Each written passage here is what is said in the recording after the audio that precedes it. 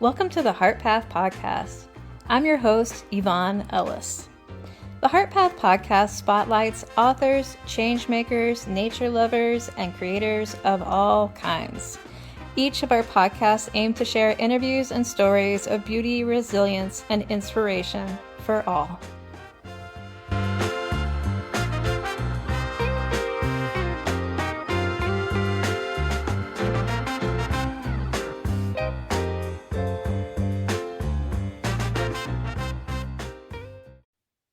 Hello, Erin. Thank you so much for joining me on the Heart Path Podcast. It's so good to have you here.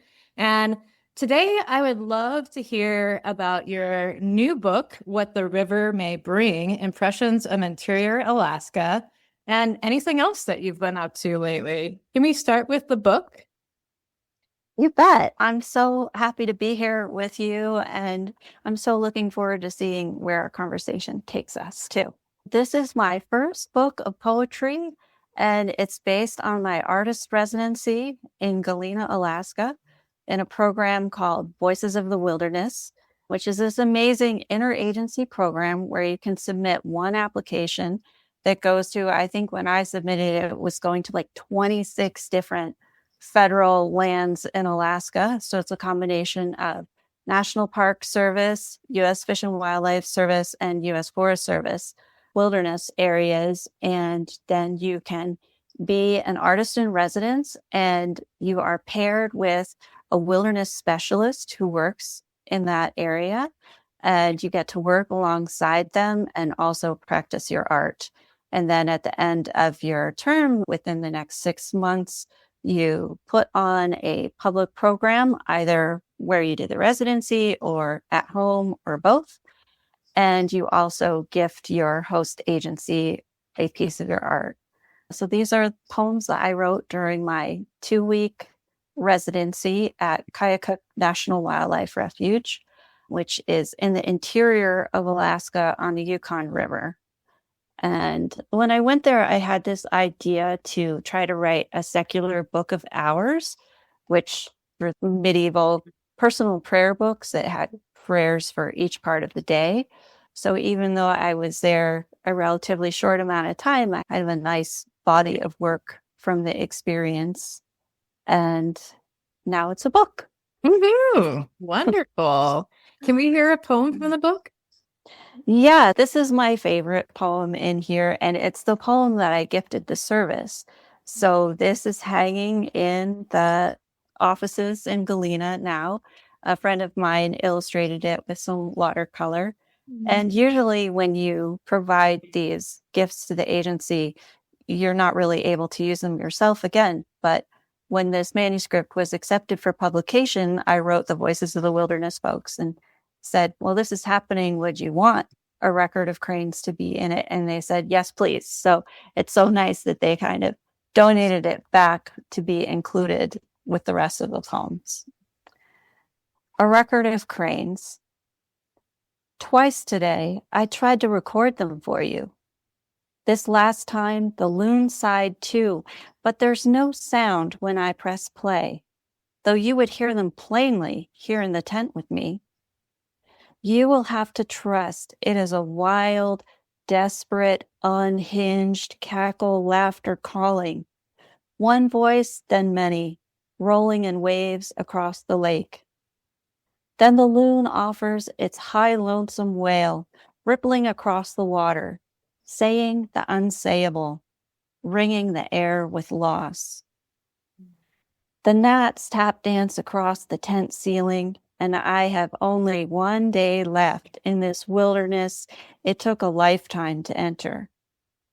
Then there's the long journey home. 4 planes, 2 time zones, and a chunk of reality away. Things will go on. I will fold laundry. The cranes will dance. The young loon will leave its parents' protection. The sands will continue their slow roll southeast. The forest will burn again. All this flesh will turn to bone. And what can be done about any of it? Except I can tell you about the call of the cranes tonight. Yes, yes. What can be done about any of it? Yeah, except Oh, for just being there with it, right? that's it. I think that's the Mhm. best way to be right now. And I would love to know what you did when you were hanging out with the wilderness specialist. Yeah, so I was paired with Karen Bodoni, which interestingly, she grew up in Coal Creek Canyon. So I've been able to see her several times since then and hang out with her parents too, even though her life is so far away in the Alaskan interior. And she was interested in hosting me partly because I had a background in plant ecology and she was doing some plant ecology field work. So that was amazing to be working side by side with a biologist who I'm embedded with and can ask questions of all the time. Because otherwise, I think it can be hard to write with any authority in a place that you're just getting to know, which of course was still the case there. But the fact that I could ask her constantly, what's this? What's that? How do these things interact? Was just amazing for me. I'm a biologist by training, by background. So one of the main parts of our field work that we were working on was we went to the Noga Dunes, which is this inland sand dune field, like we have Sand Dunes National Park here in Colorado. And there is this forest along the fringe that had undergone a pretty serious fire. So they had satellite data about the severity of the burn in different areas, but they wanted to ground truth that with us down on the ground taking soil samples and doing little floristic inventories in different patches of different severity fire levels to make sure that they were really being able to gauge what had happened from the satellite imagery alone. I don't know if you've been out in burned forest before, but I also was able to go up in a plane with John Fielder, who's a landscape photographer here in Colorado, to fly over the Hayman fire, which I think that was maybe 2002, but it was the largest fire in Colorado history at the time. And even that fire, it's so patchy, the effects on the ground, it can be really surprising how just a few meters away things are relatively normal and then things are totally burned nearby. And we did see that on the ground as well. Yeah, it's really interesting how fire chooses to move through a landscape. And there was this huge fire that was right by the lookout that I was working in, and it was called the bootleg. And the bootleg made its own weather. And so there was a tornado that happened in South Central Oregon from this fire. And there was a pyrotechnic storm that happened from the fire. And so looking at where that is now, seeing what grows back and what kind of just stays the same is really interesting because it shows where that heat was really centered and where the fuels were burning even hotter. There were smokes everywhere. Mhm. And I had to have a special smoke map that would tell me what not to call in. And something I've been thinking a lot about lately is the fear that people have of fire.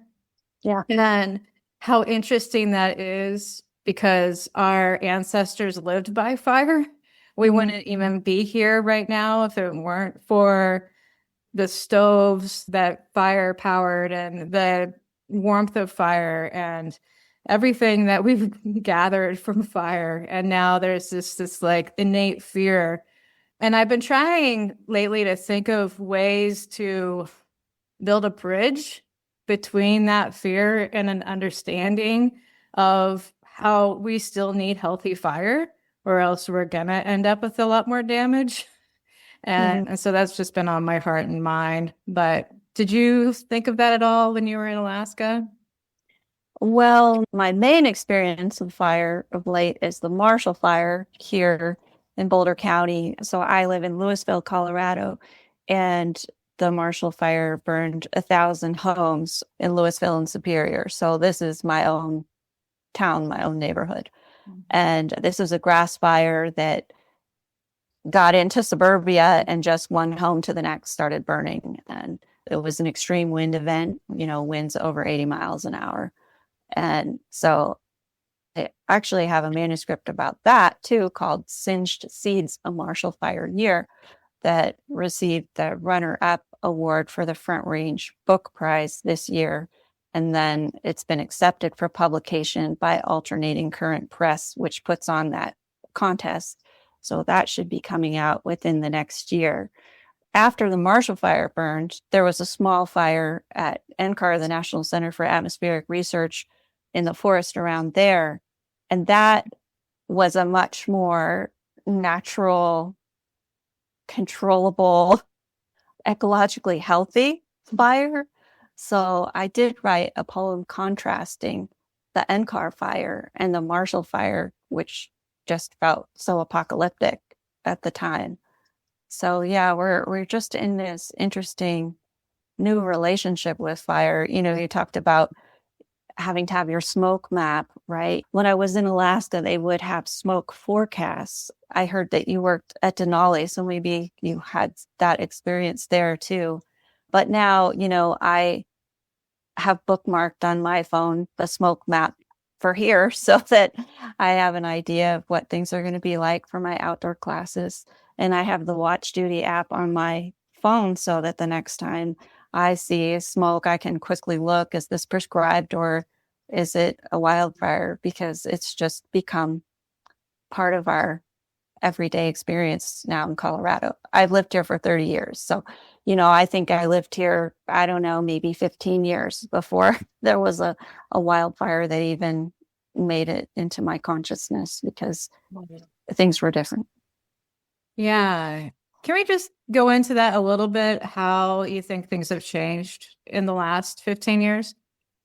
Yeah, well, I mean, especially 2020 when we had one fire after another here and the sun was salmon colored for months.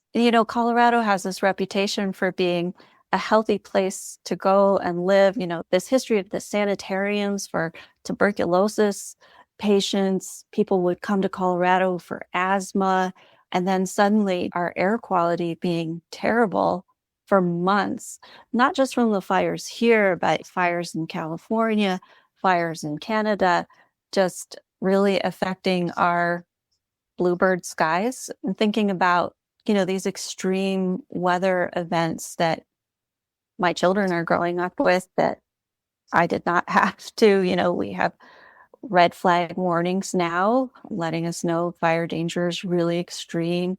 These things like derechos and bomb cyclones, these are not words that were in my vocabulary until the last decade.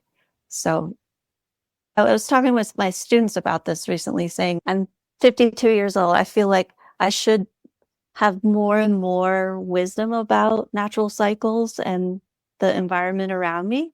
But I feel like as things are becoming destabilized, I feel less and less certain about reading the landscape and knowing what's going to come next seasonally and everything. Is this the first time, in human history that people are feeling that way, where as you age, you become less in tune with what's going to happen next in the world around you in terms of natural cycles?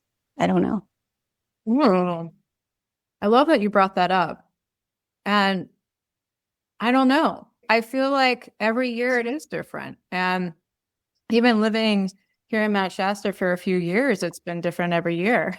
So I don't know what normal is anymore. But I'm glad that we can sit with it and be with it like everything else, right?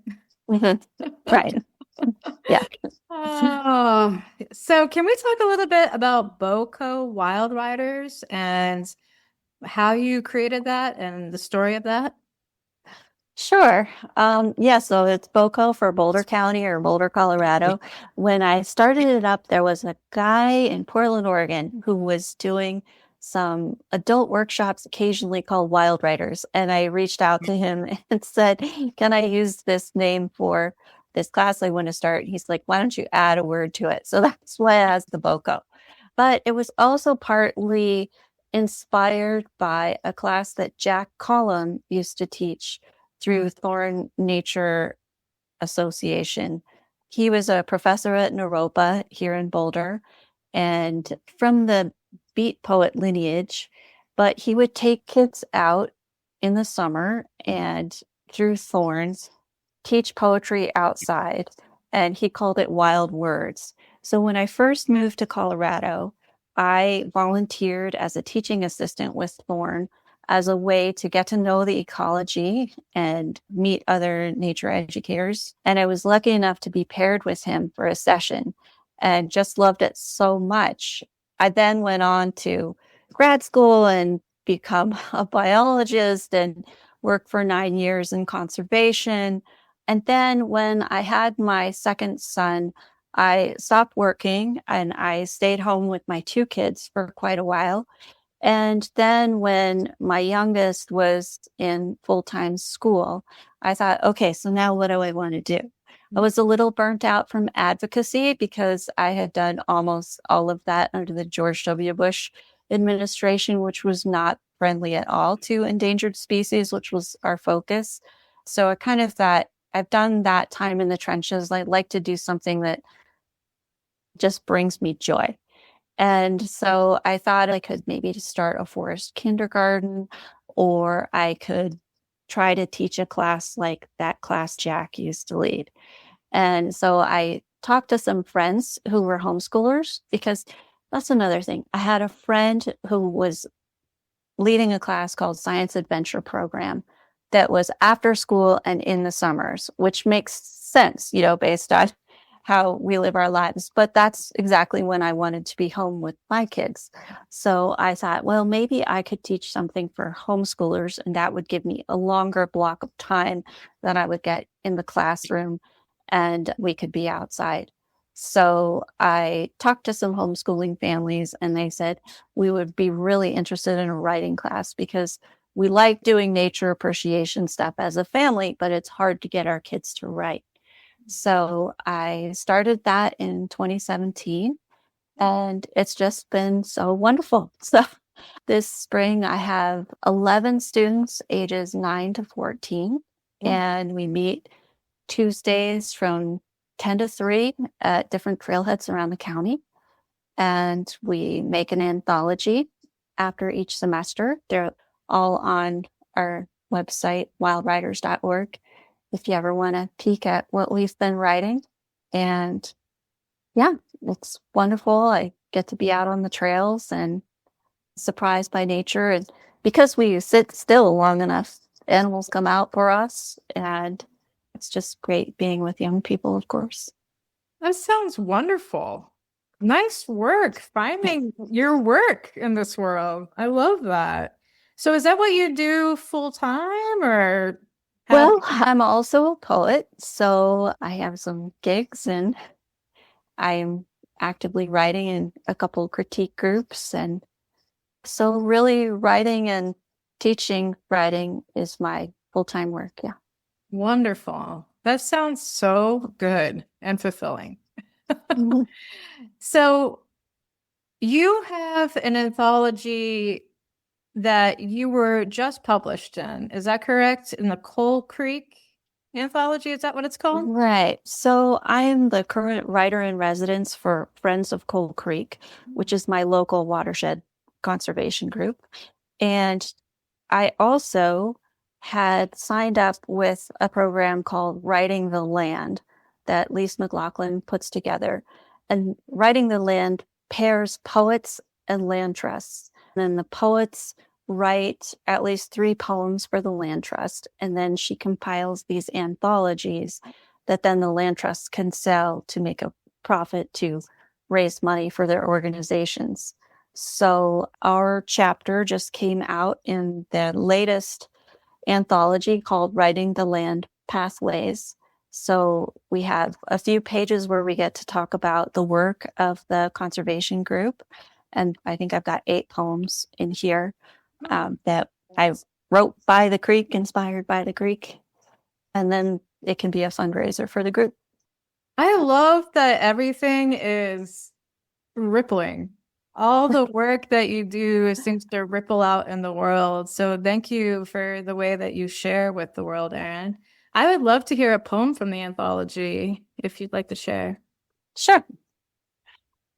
So one of the things that Friends of Coal Creek is doing is harvesting native seed and then providing that at different public events. So this is something that I wrote when I saw kids taking handfuls of milkweed seed from their booth at, I think this was like a Halloween event, and arcing the seed into the sky. Letting go of milkweed seed. Great drifts of white webs of soft silk studded with copper coins that might just split and grow, scooped from bumpy, dried boats. The children reach elbow deep into a hoard of possibility, then rainbow a white cloud into the waiting air. And now the sky above us all is alive with buoyant hope. Next year's sustenance for monarchs wafting aloft, ready for a new bit of earth to spill milky stars from next spring. Wow, the imagery is just popping in this poem. What really stuck with me was buoyant hope. Are there ways that you practice buoyant hope these days? Mm. Yeah, well, my training working on endangered species issues under the Bush administration allowed me to exercise that a lot. And my first week on the job, my boss took me out to this Chinese restaurant, and the fortune that I got said, "Despair is criminal." So I had that little fortune on my keyboard the whole 9 years that I worked at that job. And then afterwards, my coworkers, when I was leaving, made a book for me, with a lot of photos from our projects and quotes from coworkers about my work and everything. It was very moving. They stole the fortune off of my desk and taped it into the front of that book. So that has really been a guiding belief of mine that, I'm an activist at heart. I also just went yesterday to the conference on world affairs at CU, and the last talk we went to was called, "So You're Saying There's a Chance Building a Brighter Future for the World." And at the end of that, my students and I were talking, and I was like, I just feel like the best part about what we heard was this permission to feel optimism right now. I feel like a lot of messages in society are like, if you have any optimism right now, you're not paying attention. But we can just get paralyzed if we sink into despair and don't have the creativity and the audacity to envision a better future. And I have two boys of my own who I want a better world for. And I just feel like I have to live that for them too. This belief that you can make a difference, that as you're talking about the rippling of our little efforts, I have a poem called Positive Interference. Yeah. Positive interference. 1 foot in the creek and one on earth. Sun and cottonwoods waver with sky. The little disturbance of me rippling out, changing the course of one leaf's fate. The same way water changes me, cooled, sleek, glistening, ears filled with the reassuring constancy of downstream flow. Things come to rest where they ought until the next storm reorganizes all. Yes, yes. Thank you. Yeah. So I think, like, what else are we here for if not to try to make it a better place, right? Yeah, I figure we're all here for some reason. We may as well make the Right. most of it. Yes. Yeah, why not? Well, and we also went to this talk yesterday where Asher J was really inspiring. And she was talking about, like, I'm just so excited to see all of you in the audience, you beings of light, and how exciting it is that we can think about what could we all do together, just this energy of we're here on the planet at the same time, just like you and I, Yvonne. I feel very privileged to be able to talk with you and get a little bit of your experience too, and the way that you're connecting people through this podcast. So, yeah, what can we do together is a really exciting, energizing question too. Yes, please. Thank you for bringing that up. I love that question. And I actually had a very interesting experience in a poetry group today where they were like basically saying in their poem, I'm done with people writing about themselves. Let's figure out what to do about what's happening in this world. And so it prompted me to write a poem about how we can either use our words to just, go around in circles, or we can actually try to create a better world for ourselves and others. And that's what I want to do. Like that's kind of the point of the Heart Path, is to create a better world for myself and everyone around me. And so I am so grateful to be able to talk to people like you who also see that there's light and there's hope and there's a way that we can come together to move forward. And I would love to talk just a little bit more about your book, What the River May Bring, and know if there's any kind of events coming up where people can come and join you and hear you read. Or Well, I have two upcoming events. This first one would be before this airs, but I'll just tell you because it's kind of interesting. So, Boulder County Nature Association invited me to read some poetry at their ecosystem symposium that was, I think, April 4th. And they had found a poem that I had written for Summit County, Colorado, and asked, would I read that? And I was like, well, sure, I'll read that, but I've lived in Boulder County 30 years. I'm happy to write you your own poem, And they were like, well, we don't really want to give you a big project to do. And I was like, I like a project though. So I decided, well, is there a way that I could walk across the county and write about it? So it's still, even with our record low snowpack year, it's still a little ambitious to get to the divide right now. So I cut myself a little slack with that. And I started at the Hesse Trailhead in Eldora, Colorado, which is about 8,500 feet, I think. And then I walked east down to the county line. I was section hiking it. So like I went home and slept at everything. And then somebody would drive me to the next top of the path, and then I would keep walking downhill. And so I wrote a line for each mile. And so it's 47 miles. And I made a little 7-minute film of that experience and showed that at the symposium. And then a woman who was in the audience there said, well, I run this adventure film series. And on Friday, the 17th, I'm showing this documentary about these guys in the 1970s who cross-country skied across the entire state of Colorado, from like Durango to the Poudre River. And I think it would be great to pair your movie with theirs if you can go, Erin. So this Friday, I'll be showing that, which is really so fun and unexpected. And then I am reading at the Trident Cafe in Boulder, April 28th from 6:30 to 7:30 in a reading called Ecology of Place, along with Rhoda Markham and Anne Haven McDonnell. So two other amazing eco poets who I'm so excited to read with. And I've also asked the Trident, I'm not sure, but my students and I put on this writing contest for kids called the Woolly Bear Writing Contest.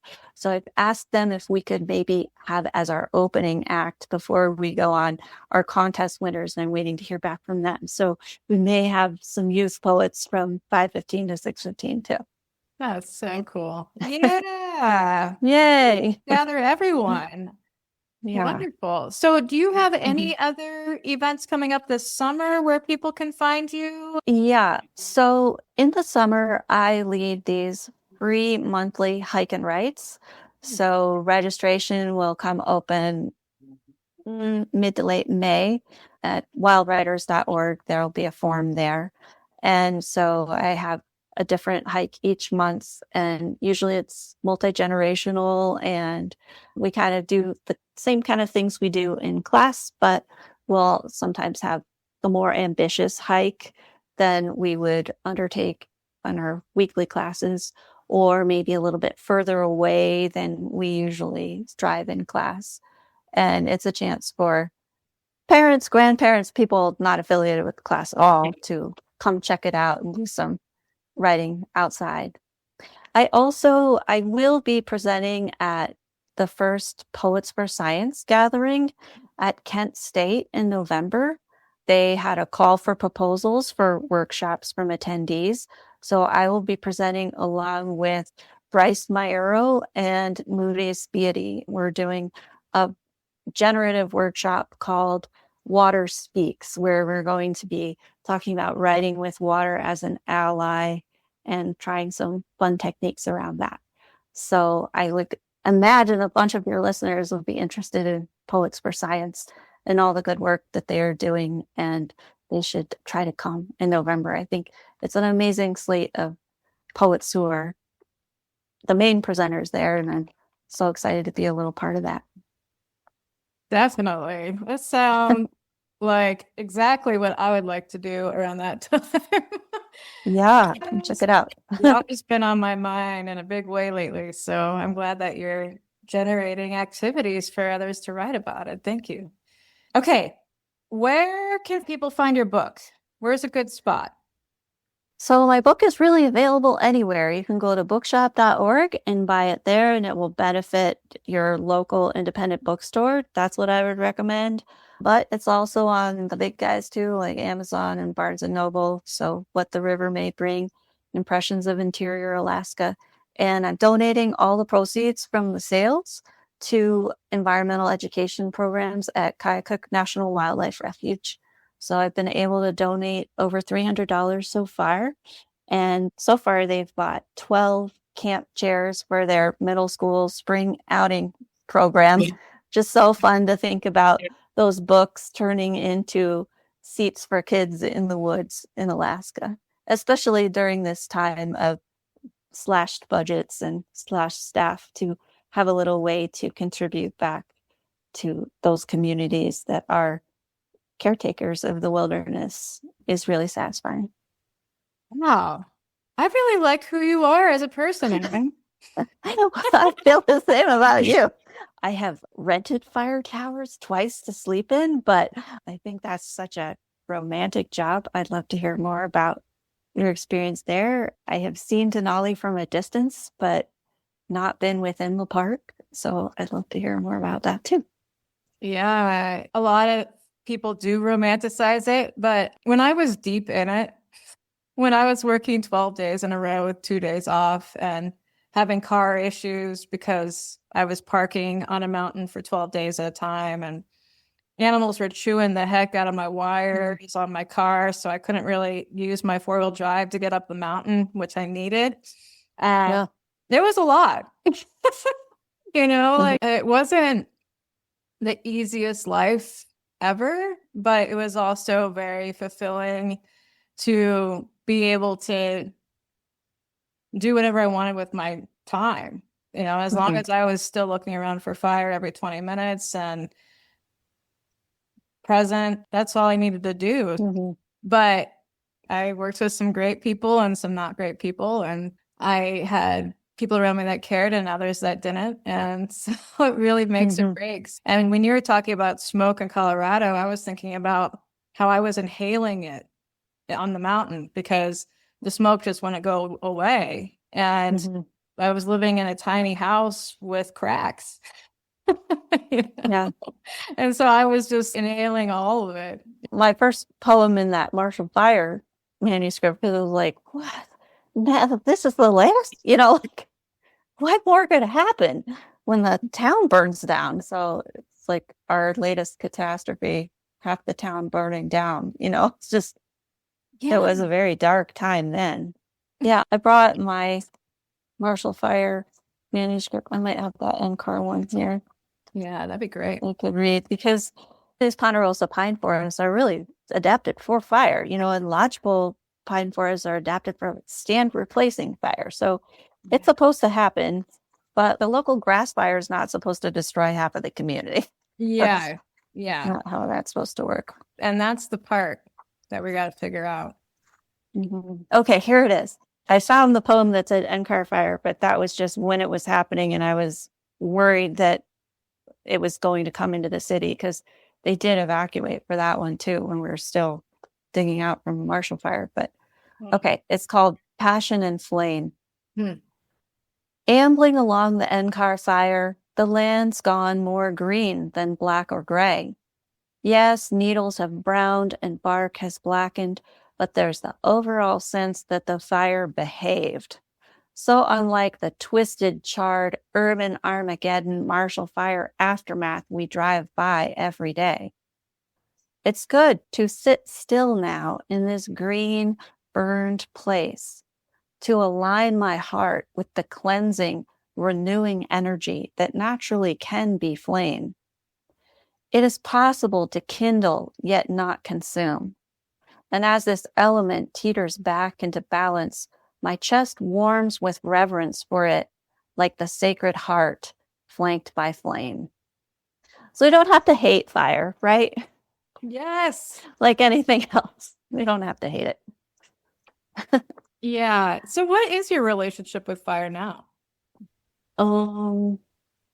Cautious concern. We have a cabin outside of Rawlinsville, Colorado. So it's an hour away. It's at 9,200 feet. It is where my heart lives now. I mean, my body lives down here in town, but I'm up at the cabin as much as I can be. And that could so easily go up. But it's lovely to be there now. Well, I can be. Yeah. Yeah, I mean, like I said, I have the apps and I pay a lot of attention to smoke now. When the Marshall Fire broke out, I was actually in Fairplay. My mom and my sister and her family and our family had rented a little place in Fairplay to spend New Year's at. But my son's friend's sister had tested positive for COVID, and my sister was still really concerned and was like, I'm not going to go just in case he comes down with COVID while you're there. So my sister was here in Louisville, and that morning she sent me a photo and was like, wow, the California fires are so bad right now. And I looked at that smoke and thought, that is not California fire. And so I went on Facebook for our local town group and saw that the fire was already at the police station at the entrance to Old Town, the part of Louisville where we live. And I called her and was like, our town is on fire. You need to evacuate now. And she was like, what are you talking about? Because she really had just assumed it was smoke from elsewhere. And, she was able to get out. My mom, my sister, and I, all of our houses were fine, but it affected the whole community to lose 1,000 homes. It's like my dog's brother's home was destroyed, and my son's kindergarten teacher's home was destroyed. But we are seeing people building back. It's not like we were able to keep all of the community intact in the wake of the fire. So it definitely has had long-lasting repercussions. So yeah, I fear it. And as a biologist, I understand its role, and I feel for all of the people who were displaced. I really feel like this is our local climate change diaspora, it's our local climate change catastrophe story. Yeah. And I hope that the story doesn't repeat itself and that we can find ways to fireproof and be ready for what's to come. I mean, even looking at our yard, I think, okay, yeah, we got to clean this up and get ready for summer. So, Yeah, and Colorado is doing a bunch to really encourage fire hardening and the wildland urban interface. And that is really encouraging. And there have been a lot of workshops. Friends of Coal Creek has been offering some Firewise workshops about how to make your landscaping more fireproof. So, yeah, people are definitely stepping up to try to take responsibility and help avoid another urban catastrophe like the Marshall Fire from happening again. yeah, it is tragic and it's horrible to have so much loss. And I'm grateful that people survived and Right. Colorado's coming together to make it a little easier to move forward with Mhm. living with fire. So, yeah. But anyway, thank you so much for speaking with me today, Erin. Yeah, and I hope we stay connected. And I'm really serious about enjoying collaboration. And yeah, Yes, maybe please. there's something else we can do further down the road. That sounds great. And I love your poetry. So thank you very much for writing and for giving hope to your readers. Oh, thank you for this platform and for connecting all of us on the heart path. Thank you. Yay.